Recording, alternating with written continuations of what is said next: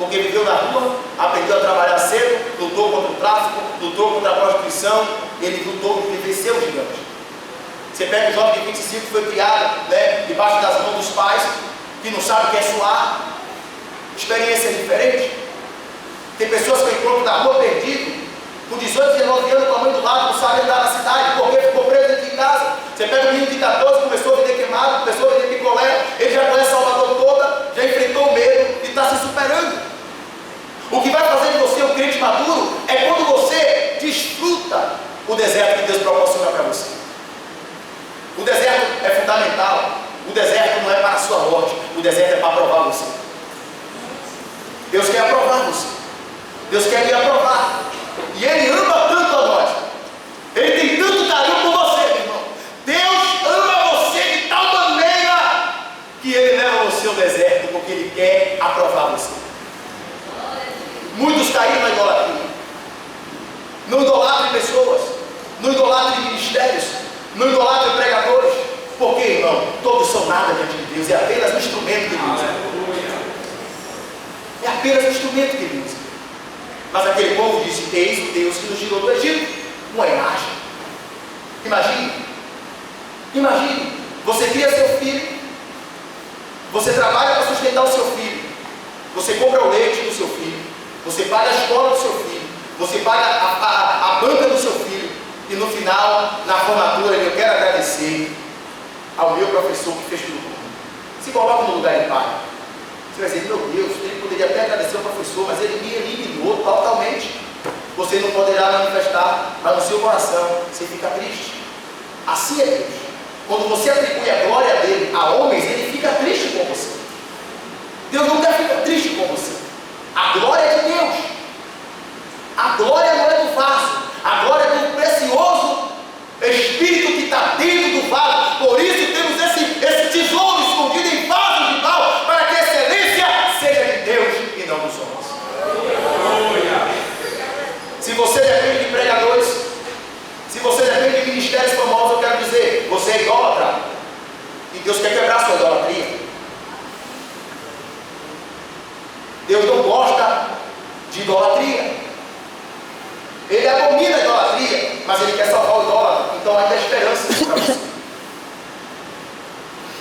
Versículo 8: e não nos prostituamos, como alguns deles fizeram e caíram no dia 23. Tem um amigo que eu gosto muito. Ele vai estar indo para o Rio dia 5 de julho.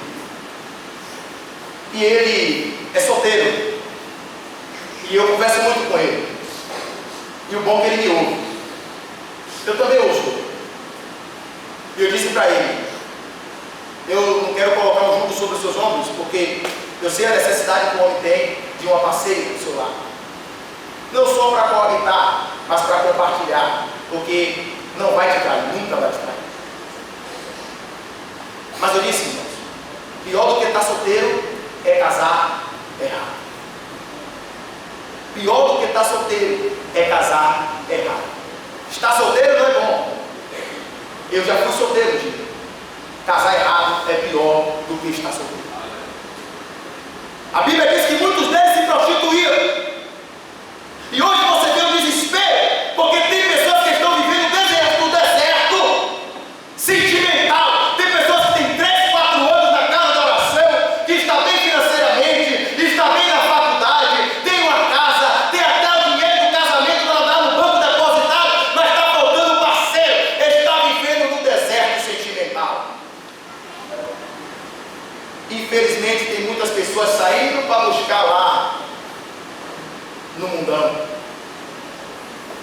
Não se precipite, porque esse deserto que você está passando no sentimento é porque Deus vai colocar pessoas nesse mesmo deserto para você tratar, e você só vai poder falar do que você viveu. Não se prostitua.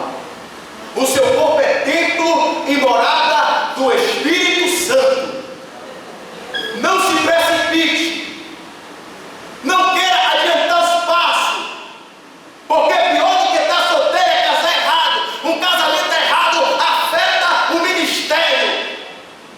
Um casamento errado embaraça a sua vida ministerial. Espere no tempo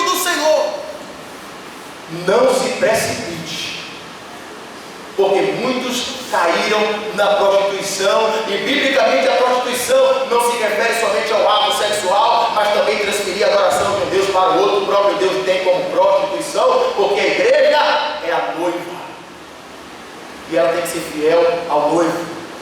Jesus é o noivo da igreja. E não tentemos a Cristo, versículo 9, como alguns deles também tentaram e pereceram pelas serpentes. Versículo 10: não murmureis, como também alguns deles murmuraram e pereceram pelo destruidor. Ora, tudo isso lhe sobreveio como figura e estão escritas para aviso nosso, para quem já são chegados o fim dos séculos. Aquele, pois, que cuida estar em pé, olha, não caia. Não veio sobre vós tentação, senão humana, mas fiel é Deus, que não vos deixará tentar acima do que podeis. Antes, com a tentação, dará também o seu escape, para que possais suportar. O deserto, ele desperta o murmurador que há em nós. Eu já murmurei tanto, já comparei a minha vida com a de outros cristãos, já até fui soberbo. Senhor, mas eu evangelizo, ele não faz nada, mas eu prego, fui soberbo. O deserto quebra a soberba do homem, o deserto quebra a nossa arrogância, o deserto quebra a comparação que a gente faz com o outro. O deserto é você e Deus. Não tem grupo de coreografia, não tem ministério de louvor. A terra é seca, a terra é estéril, é frio demais à noite, é calor demais durante o dia, e ainda vem o diabo e diz: se tu és filho de Deus, transforma a pedra em pão. É por isso que Deus quer nos levar para o deserto. Ele quer tratar conosco. Ultimamente eu tenho agradecido ao Senhor pelo deserto.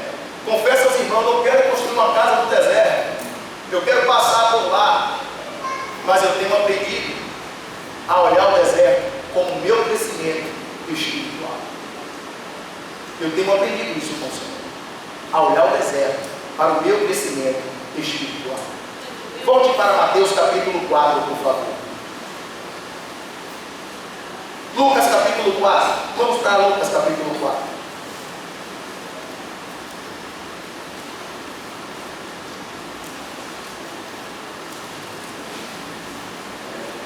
Lucas capítulo de número 4. Se você achou, diga amém. Amém. Entendemos nessa noite que o deserto é importante. Entendemos nessa noite que o deserto, do ponto de vista, olhando para o deserto com bons olhos, ele é para o nosso crescimento, para o nosso amadurecimento. Mas não queremos morar no deserto, queremos passar pelo deserto. Mateus capítulo 4 diz que Jesus foi levado pelo Espírito ao deserto para ser tentado pelo diabo. Lucas, ele é mais detalhista. Lucas diz assim: e Jesus, cheio do Espírito Santo, voltou do Jordão e foi levado pelo Espírito. Irmão, sabe qual é o sucesso do crente no deserto? Você pode estar barão, vou falar na linguagem popular, você pode estar barão, você pode estar com 1 milhão no deserto. O seu 1 milhão no deserto não serve para nada. O deserto não tem padaria, irmão. O deserto não tem mercadinho. Tem rico no deserto. Tem pessoas com dinheiro na conta, mas está no deserto. Olha, o teu carro bonito, com aquela roda de liga leve, com aquela direção hidráulica, com aquele ar-condicionado. O teu carro no deserto, ele não tem valor nenhum. Ninguém vai pedir carona para você no deserto. A sua roupa não tem valor no deserto. A sua casa mobiliada não tem valor no deserto. A sua intelectualidade não tem valor no deserto. O que tem valor no deserto é a tua alma, é a tua vida.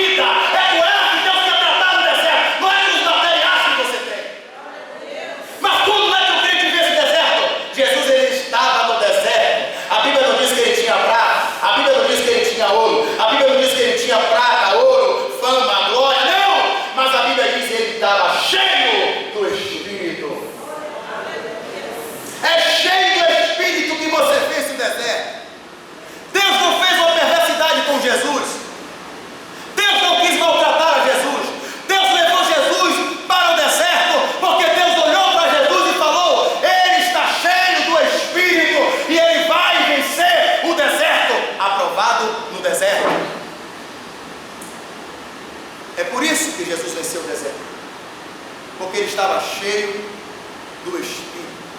Não precisa abrir, eu vou ler para vocês.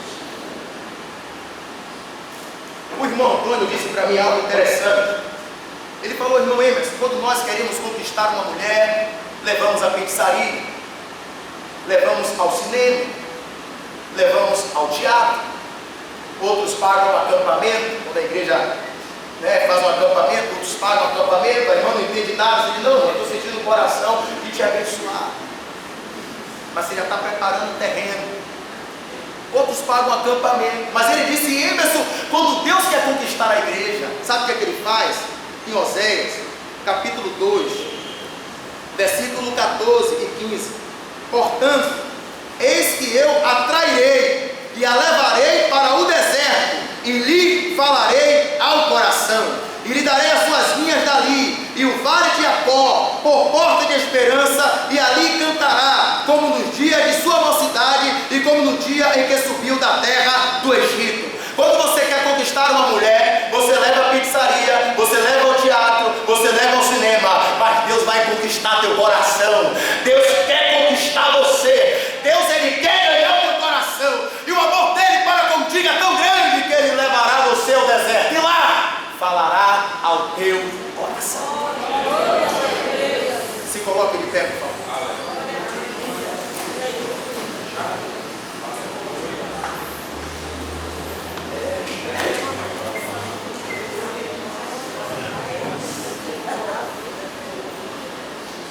Louvado seja o nome do Senhor. Feche os seus olhos. Se você entrou aqui no deserto, o diabo estava te atormentando, te oprimindo, você vai dizer agora: oh meu Deus, ai de mim se não fosse essa peneira que eu estou passando, ai de mim se não fosse esse deserto que eu estou enfrentando. Porque a Bíblia diz no versículo 11: e vieram os anjos servir a Jesus. Irmãos, no deserto tem escassez, no deserto tem terra seca, no deserto tem solidão, no deserto tem diabo, mas no deserto também tem milagre. No deserto Deus multiplica pães e peixes. No deserto Deus faz água sair da rocha. Eu quero dizer, esse deserto que você está passando, antes de você sair dele, você verá o milagre de Deus ainda no deserto, porque Ele é o Deus que faz milagre no deserto. O deserto não é para te matar, o deserto é para te aprovar. Eu quero perguntar se existe alguma pessoa nessa noite que nos deu a honra da visita e quer entregar a sua vida a Jesus. Aonde você estiver, dê um sinal com a sua mão, e com esse sinal você estará dizendo: eu quero entregar a minha vida a Jesus, eu quero ser abençoado no deserto com Jesus. Jesus venceu o deserto, e Ele nos ensina: não se vence o deserto com o nosso dinheiro, não se vence o deserto com os nossos méritos, não se vence o deserto com a nossa aparência, se vence o deserto cheio do Espírito Santo. E o Espírito Santo quer fazer morada no teu coração, Ele quer habitar na tua vida, Ele quer ser ministro na tua vida, Ele quer falar no teu coração. Aonde você